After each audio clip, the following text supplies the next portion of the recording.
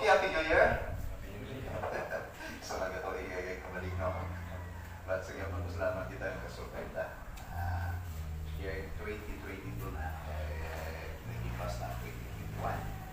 But madamo ang tao na amod yan. Hindi mo natin sa nagpatutuig na. Okay, so before we start, ang atong reflection sa tingnan po natin sa taon is in the book of John chapter 14 verses 1 to 6. Si Jesus nagsiling sa ila, hindi ka mo magpalipod kag magkatublag, magtuo ka mo sa Diyos, kay magtuo man mo sa akon. Sa balay sa ako na may madamok na mga kwarto, kag maglakat ako sa pag-aman sa tuo ka sa inyo. Kaya ako magasiling, sini sa inyo kung hindi na matuon. Sa tapos ako makalakad kag makaaman sing tuo para sa inyo, magabalik ako. Kag dalhon ko kamo, agod niya kung di ako, di ko man yun. Naibaluan ninyo ang dalan pakato sa tuog nga akong pagkakatuan. Si Tomas nagsiling sa iya, Ginoo, wala kami makaibalo kundi ikaw makatuon. Paano wala ang pagkatutol namin sa dalan pakato dito? Si Jesus nagsabat sa iya, ako ang dalan, ang kamaturan, kang kabuhi. Wala sing may makakato sa amay kundi di pag-isa. Magkakabuhi. Labing balaan gamhanan ni Diyos amo ng may sa sining hapon. Nagkakalipay kami sa pagpasalamat sa imo tungod sa bagong kabuhi nga padayon nimo nga sustain sa amon sa sining tuig 2022. Salamat Lord sa presensya sa imo turan kay liwat na lisyo mga among ipon Ginoo. Nga maagi sa sining pagdidimon sa sining duo amon ikaw masimba ug magislugan. Kay putaman Ginoo ang imong pulong mangigabay sa kabuhi sa pagturan ng Ginoo. Sa gyapon pigi sila ang tinutuyo diri among nga ma-introduce ikaw sa mga kabuhi. Agod din ang kabuhi may matutuon nga tinutuyo, kahulugan, kag bisan pa mangimataw na direction. So sa sinihapon Lord, ina-acknowledge kita mo ng presensya sa mga namon subong. Tagay kami sa pinagpapaligigan sa ngalan ni Jesus. Okay, no, so again, mga kapon, kaya pasalamat kita sa inyo po sa bagong adlaw, bagong kabuhi, bagong bulan, bagong tuig. Sumunod na ginatawag na 2022. Pwede balo kung ano naman ang matabo sa 2022. Ang 2019, daw medyo okay pa ang pagsinalayo. Pag 2021, medyo puluban ako sa balay natin dito sa mga quarantine. Pag 2020, 2021, no, ginatubag natin ang ginatawag ang issues ng pandemic, no, ang coronavirus. So from 2019, no, to 2022, naglain ang ngalan niya. No? So subong daw ginatulong kung ano naman ang bago naman ng ngalan. No? May Omicron o ano ba na kung ano na susina. Pinapakita diri sa aton nga ang kalibutan daw makasilitan nga kung pupunta ang barkada ta, it seems nga daw ang mga lugar nga matignan kita. Pero kung magtubang kita sa problema, nasinigita daw ang lugar nga kita yung pangalimon. No? But ang point lang din sa ato reflection sa sininga hapon, nga maintindihan nato. Nagtapos na ang 2019, nagtapos na ang 2020, nagtapos na ang 2021. Wala pa matapos ang problema sa pandemic. So, ang point lang din that every January, ginagawag natin inan nga New Year. So, I believe nga, iban sa aton may mga ginahandong, may kurso, anong imuang sa sininga tuig, no? Sa sininga mga binulan, kung ano ang mga plano, inatalan mga plano sa kabuhi natin. Pero itong dumundagin, ang kabuhi natin, isa lang din. Kaya ina ng kabuhi na isa lang, hindi ka na pag-isaya. Pastor, paano mo salita nga kabuhi nga isa lang manginsaya? Ang kabuhi natin, manginsaya, wala sa relasyon sa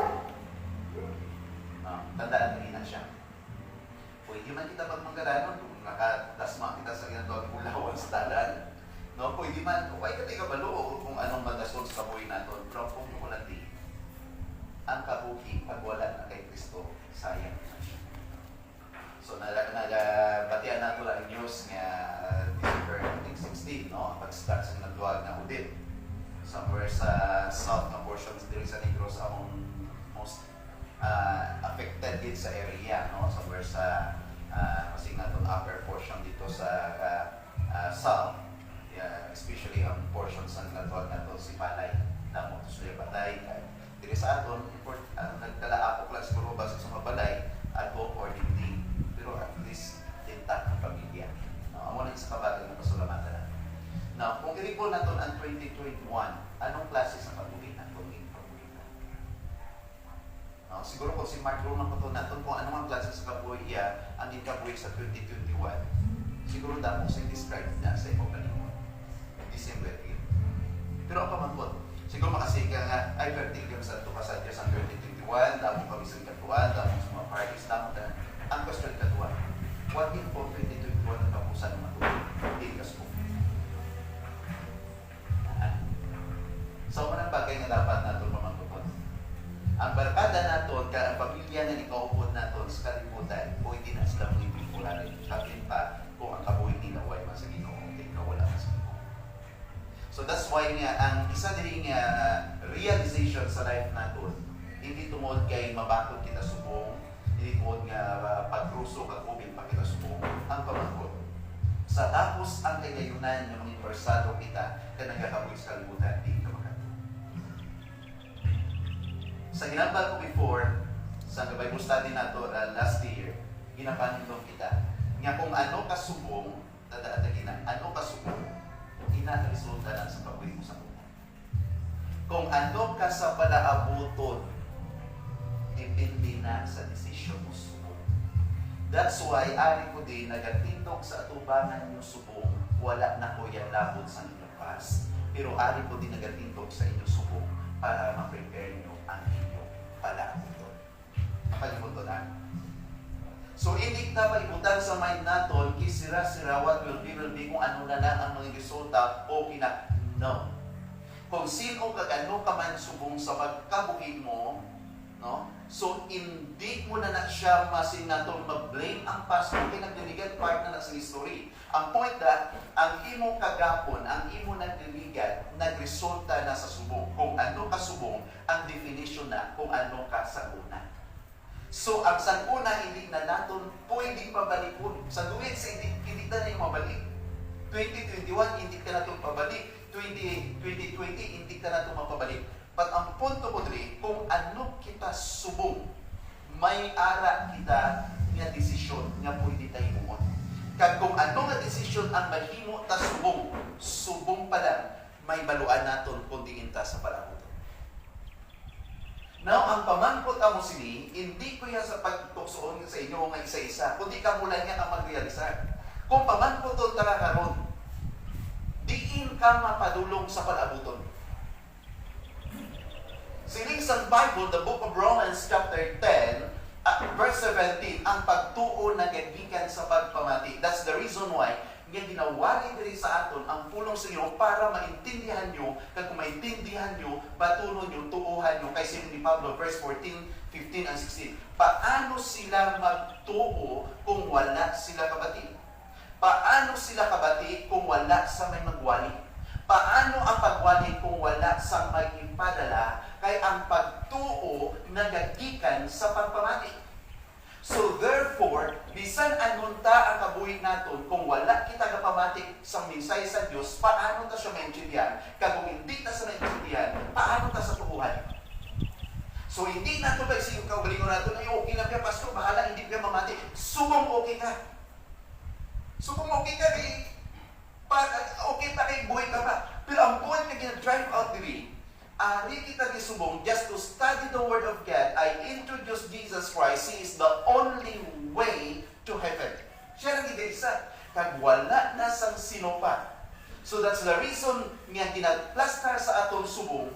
Kung ano ikaw subong, resulta na sang imo kagapon. Kung ano ikaw sa palaabuton, depende na subong. Kaya pa man po, ang palaabuton mo din ka madiritso. Amo na tanda ko nga isyo. Kay ang isyo sa palaabuton, duwa lang. Duwa lang magambal kita destinasyon nga tinaga. Magsing kita final nga destinasyon is doon ina nga hindi na kita pwede makabalik pa kung ara ka na da. Kag ang ginadescribe sa Bible, may duwa lang ka paladulungan or destinasyon. Kag inang duwa, may isa ka gila na katuan. Luyag mo kag sa hindi, mapili kag sa hindi, mamati kag sa hindi, kag saluhin mo sa hindi, sa duwa na may isa ka kitang nagkatuan. Di ba mangkot? Ano na sa pastor duwa na? Naging pastor sa Bible mo nagkatuan. Lagi yung pero. Sa tapos kita mapatay sa sining lawas naton, mapadulong kita, posible sa langit, posible sa impyerno. Ano ba yung punto? Ang ina-describe sa Bible, ang langit isa kaduog na ginambal ni Jesus Christ verses 1 to 3, magalakat ako kag mag-aaman si duog para sa inyo. Sa tapos ako makalakat kag makaaman si duog para sa inyo, magabalik ako. Ang langit isa ka prepared nga lugar sa tao nga nakaprepare sa ilang kabuhi sa Diyos. Kag ang langit isa ka lugar kasi isang Revelation 21 verse 4, wala na si panibi, wala kamantayon, wala balatian, wala coronavirus, wala na sa mga bagay nga nagkakatabo nga malayo sa kalibutan, kaya di na doon perfecto. Siling sa Revelation 21 verse 18, inat na doon ang iyasina dalan puraw nga bulawan. Now, you imagine the street known as Golden Street, na gina-record sa Bible. So isa na katuog nga kung tulukon naton pero di katahon kag hindi mo na yan panabundayan, din prepare na sa Ginoo sa imo, ginaman na sa Ginoo sa imo, pero di na natulog. That's why sinita mas, Lord, paano kami makakatuto? Di ba kami kabalo kundi ang alagyan? Ano nga man Jesus Christ verse 14? Tomas, ako amo ang dalan. Wala na kang Jesus Christ, ako isa sa mga dalan, hindi. Nalungod sa paladulungan, palangit, isa lang ang alagyan si Kristo Jesus. He is the way. Why ginambal sa Bible, He is a way, but He is the way. Referring Jesus Christ as a person, as God, isa kag siya lang ang isa kadalan palangit. Pamangkot. Sa dalan mo, sa imo spiritual na pagkabuhi, subong diin ka nagalakad, kag ang imo ginalakad, di ginalakad.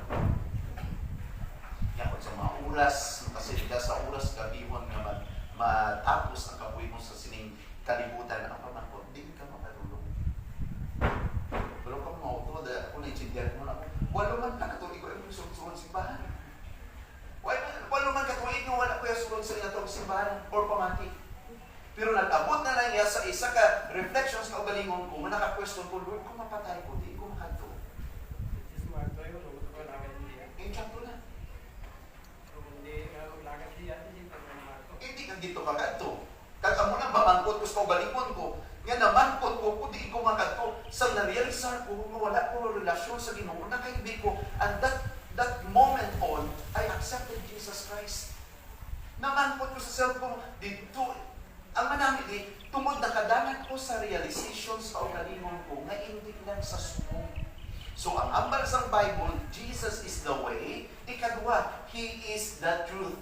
Siya lang ang kamatuoran. Pag-ambal sa Bible, in the book of Isaiah 7:14, niya ang bata mataw paagi sa isa kaulay, ginprophesy or gintagna ina sa Bible, kag natuman nga pagtagna, 700 katuig na tao si Jesus Christ. Micah 5:2, ginambal ni Prophet Micah, niya ang bata mataw sa Bethlehem, pila na katuig na tuman, 500 years na tuman.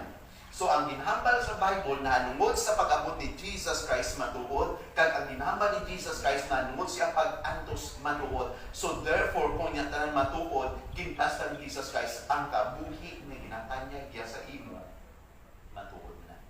Kung ang balance in Christ, John 3:16, no? Siguro sa mga view, memorize that verse.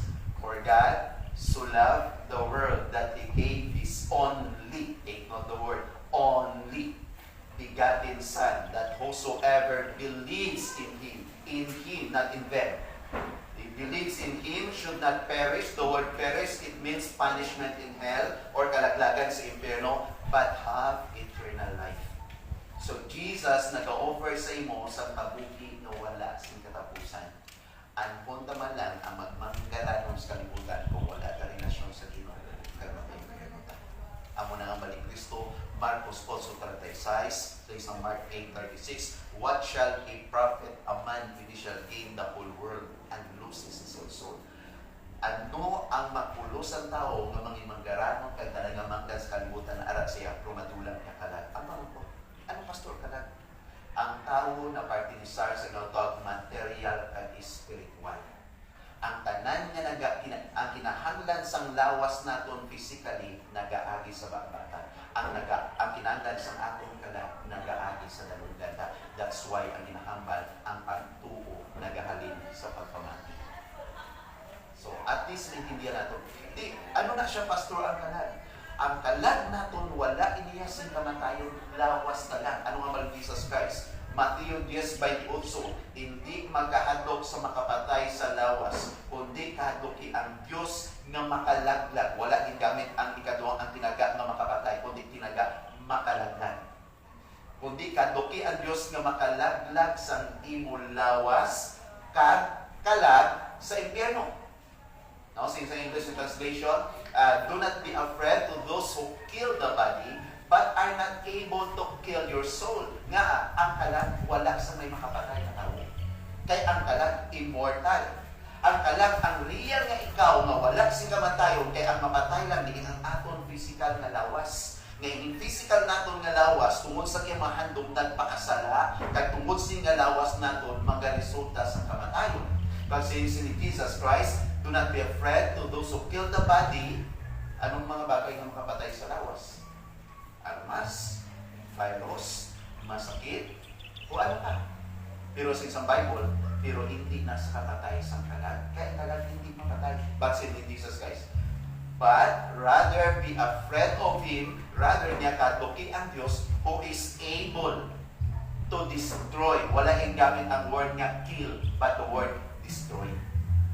Who is able to destroy your soul and body in hell. Now, ang pamangkot mo. Nga ang itagaan ni Kristo dako nga emphasis ang impyerno. Tungod ang impyerno isa kaduog sa pag-antos kag ang kalag sang tawo nga wala relasyon sa Ginoo, kalag na kawala sa kamatayon, kag wala sa kamatayon, ang impyerno duog sa kalaglagan, ina ang kalag mag-aantos nga wala katapusan. Kaya wala sa kamatayon. Kag ang duog nga impyerno ginatawag sa Bible duog sa kalaglagan, impyerno duog nga kalayo. Kag ang tao nga wala nakabaton kay Kristo, ina siya nga espiritu nga kalag, ina nga tao, kay wala kamatayon ng kalagyan, maanto siya nga wala sa katapusan. Pero hindi ang ginambal sa Bible kalag lang. Kundi may lawas pa, tungod ang lawas ng mamatay sa tunda, maabot ang adlaw sa adlaw ginatawag pagkabanhaw. Kag mag-reunite ang kalag kag lawas sa tao. That's why Jesus Christ, but rather be afraid of God, kahadlukin nyo ang Diyos, tungod ang Diyos makasarang, maglaglag, sang lawas, kagalag, sang tao, sa impyerno. What is the warning? Si Kristo mismo, nagkabal na siya kamatukuran, nag-warning sa ato, mag-impyerno. Hindi, sa ipan ng pastor, impyerno na, kundi ang word na siya, hindi masubad ako, sing mais. Ito pamangkot siya, ito mag-deliver si mong mais. Sakit na gani mong tumo, huwag ka gana mag-import sa grupo mo. Ayan, pagka-atos ka sa linaw sa kalayo. Utod, wala, taka mo ginapahaw, ginasugit ko na sa inyo. Pero kung gusto nyo na ma-experience siya, ang decision nyo, kung hindi nyo pagkatuto sa Kristo. Pero kung hindi nyo na iapagandumon nga ma-experience siya, kagandumon nyo ang ginatawag tuong sa kalipay, nga ama ni Kristo among langit, natunan nyo na si Kristo. No? Sige, pastor, daw binubin pa man ko.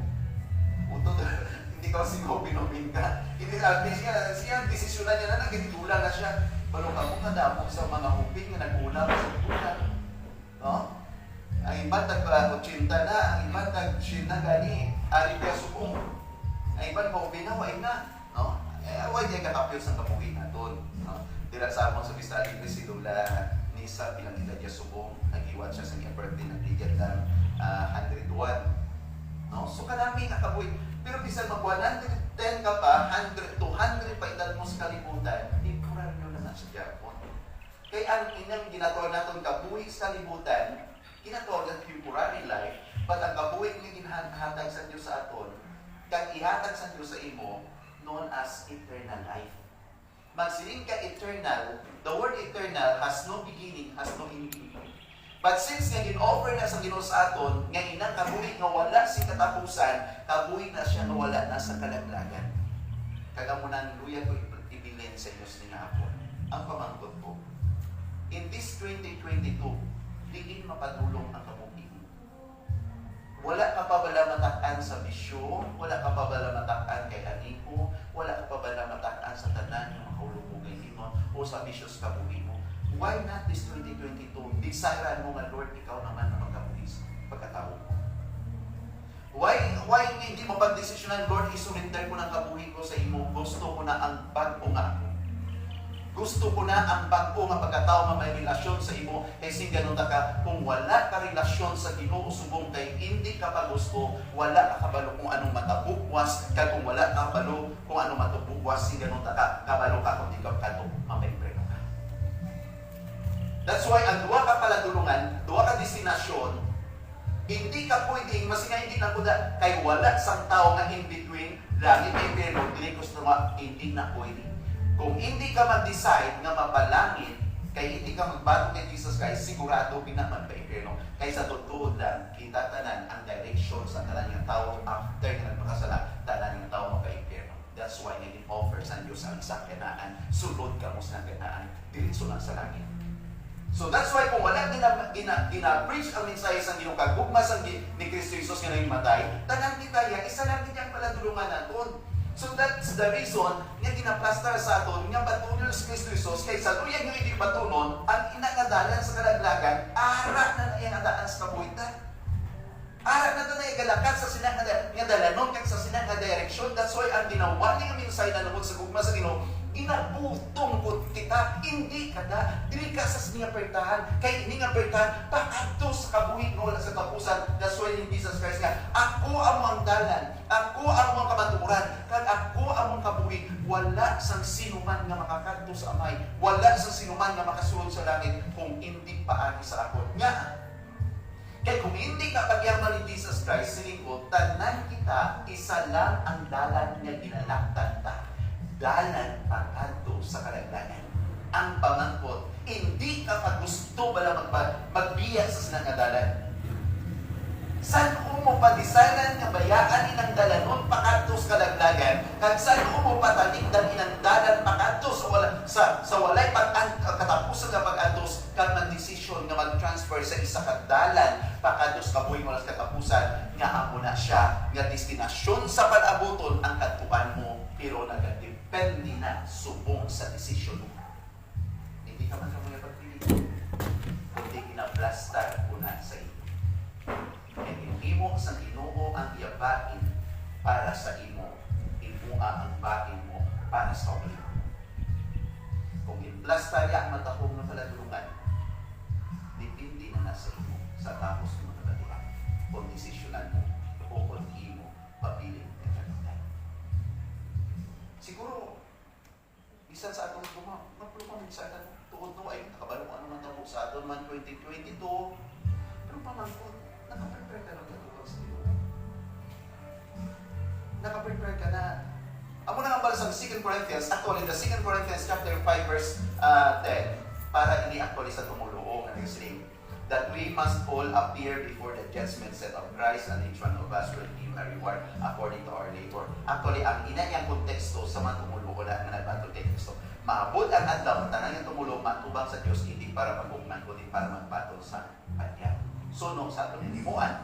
Kaya ang kaluwasan, regalo sa Diyos, ang padya, depende sa aton hinimuan. Pero, in the book of Revelation chapter 20, verse 11 to 15, naghambal man, nga sinidya, nakita ko ang puti ng trono kag ang nagapungkot sini. Kag ang mga langit kag ang duta nagpalagyo sa iyang presensya. Kag verse 12, nakita ko man ang mga matay, dalagpo kag magagmay nga nagatindog sa tubangan sa trono. Kag ginbuksan ang libro, ang mga libro, kag ang isapay ka libro, ang libro sa kabuhi. Kag ang tanan mga patay ginbukman suno sa nasulat sa mga libro. Ano po siya na? Inang ginatuwag nga books nga nag-record sa history sa imong pagkatao, tugtog sa history sa imong kamatayon, included na ang tanan-tanan mo nga inimuan. Everything na ginahimo naton, even aton words, recorded sa sinang mga libro. Pastor, na. In Matthew chapter 12, verse 36, ano ang Jesus Christ? Ang mga tinaga na nagatawa sa aton walay pulos ng mga pulong, hukman kita sa Diyos. Every foul word nga gina-consider na wala pulos kakabot nga matinaga, naka-record na. So since ang Bible, ginbuksan ang mga libro, kag ginabrihan ang mga libro, kag ginukman ang mga tao suno sa nasulat sa mga libro. Nga, pastoran po suna. During the time of judgment, ang tao marason pa, ginuod ang punimuan. Yes, ara ka nang naplastar. Since the time na natao ka, kag nagkabuhi ka, kag pinakatuwi ka ng kabuhi ka, namatay ka, recorded na. But ina nga mga libro, naka-record ang inimuan ta, but ang pinaka-importante nga libro, ang isa, libro sa kabuhi. Because ang tanan nga recorded sa imo inimuan, ara sa biyag, while the other book known as the Book of Life, which is most important, because the moment since ang Revelation chapter 20, 14, and 15, nagasigil, and the book shall be open, wala inambal books, and the book shall be open, and whosoever his name or her name shall not be found written in the book of life shall be cast out into the lake of fire. Libro pagabuksan, pagbasa, Ruel Basia, Ruel Rubaton, Ruel Magna, hindi man magno. I mean, pwede nga na kuridas na taray nga Ruel, pero may Magna. Ang saya, Magna na, pero wala may nasulat ng Magno. Problema, tinakatako. Okay, ina-illustrate lang na para may ideya kita makuha ang punto mo ni time comes. Tanan nga nakabatong kay Kristo sa buong automatic ang yanganan ara sa libro sa kanila. Why? Ito si Kristo ang mga. So pagbasa nila sa Bible, whosoever his name shall not be found written in the book of life shall be cast out into the lake of fire. So ang pinakagarantiya na pag wala ngalan mo nasulat sa libro sa kabuhi sa Bible, iaboy ka sa linaw sa kalayo. Kaya wala na to pastor na makadto para walihan ka. Kaya wala na sa second chance. Hindi kit pwede nga may pastor kang paling ng mga muyog sa kalayo. Kaya wala na sa second chance. So pinaplastar ko yun sa inyo. Kung gusto kong makadangat ako sa relasyon sa Ginoo, this great into me. Pero siling ko, hindi ko mapili ang desisyon nyo. Pero pinaplastar kung sino kag anong kasubo, resulta na sa kapuin sa muna. Kung sino kag mangin ano ka sa palaabuton, depende na sa imo desisyon subo.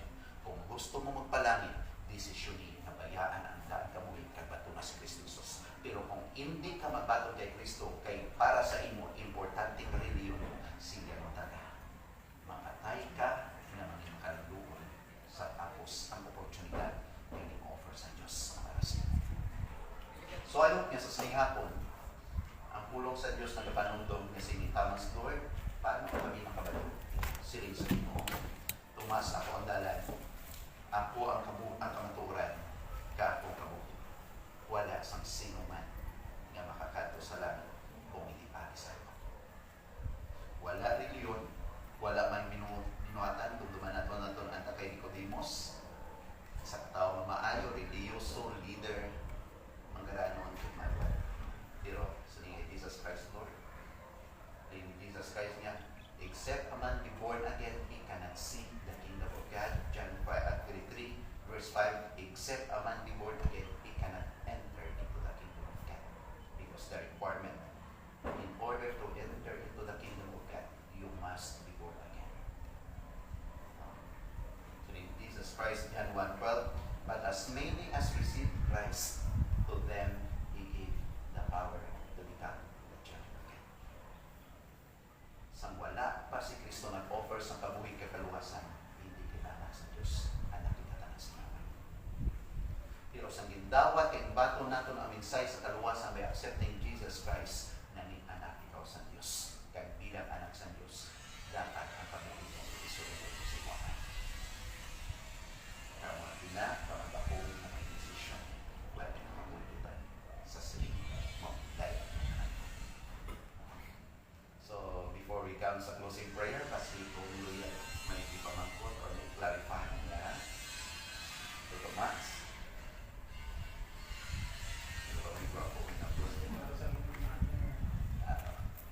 Sino pa? Totoo dyan. Vincent.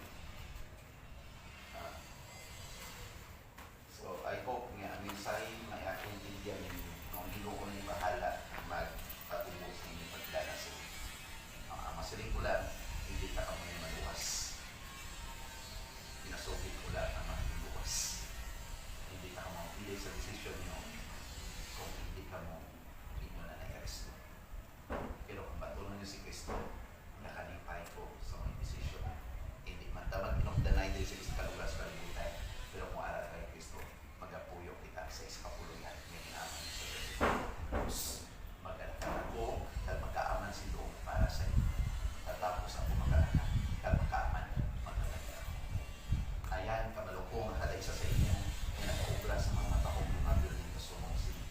Nagahanduman ni Montani may ara kamusta. Ano man katahong ang makita ka nakapitan sa kamot natin, hindi siya makakumpara sa katahong sa inarihan sa Diyos na para sa iyo. Kaya kung dumutali, ang tanan ng pagtan sa atong kamot sa sumalimutan, anything that man touches, it will turn to ashes. In the book of 2 Peter chapter 3, verse 9, ang mga langit at yuta na ang subong pinareserve in order na nagabot sa Diyos para sa palagi. So, I hope and I pray na ang Ginoo magabulig sa ato. So, sagya po ang Ginoo remind sa aton tanan sa sining nga mga butang nga dapat nato patigay. Okay? So magatintong kita sa pagtakoban sa pagpamuyo. Labing balaan gamahan nga Dios amon amay, madamo gid nga salamat kag dalayaw ikaw sa sining natigayon nga pagtuon sa imong mga pulong. Nagapasalamat kami Lord tungod ikaw ay ginagapaslaw, ginluwas, gintipigan nimo kami sa sining nga tuig nga nagabot bag-o para sa amon 2022. Thank you Lord for giving us a chance to enjoy life sa 2021 kag secure nimo kami. Kung may ari man diri Ginoo nga wala pa nakabaton sa imo sa ila kabuhi kag sa ila relasyon sa imo nga ila personal manuluwas, ikaw na bahala nga mag-move kag mag-work sa ila Ginoo to make a final decision sa ila paghipusoon by accepting Christ as their Lord and personal Savior. Matuod Ginoo. Ginaplastar ko lang nga kung ano ang mga desisyon Ginoo, depende na sa kabuhi nila. Agod nga sa maintindihan nila nga ang ila ladulungan nagadepende sa ilang mga desisyon to accept Christ or to reject Christ as Lord and Savior. So Lord, sa pagtakop namon sa sining hapon kag sa pagbalik namon sa tagsa namon ka mga area, mga puluyan, kag sa din man sila Ginoo mag-reside sa sining gabi, tipigi kabuhi sa mga katawhan kag of this la payag. Salamat gid dalayaw kag Ginoo ang himaya pagpasalamat duat namon ginabalik sa imo sa ngalan ni Jesus. Amen. Okay, again, thank you very much kag dalayaw ang Ginoo sa sining hapon nga ginhatag para sa ato.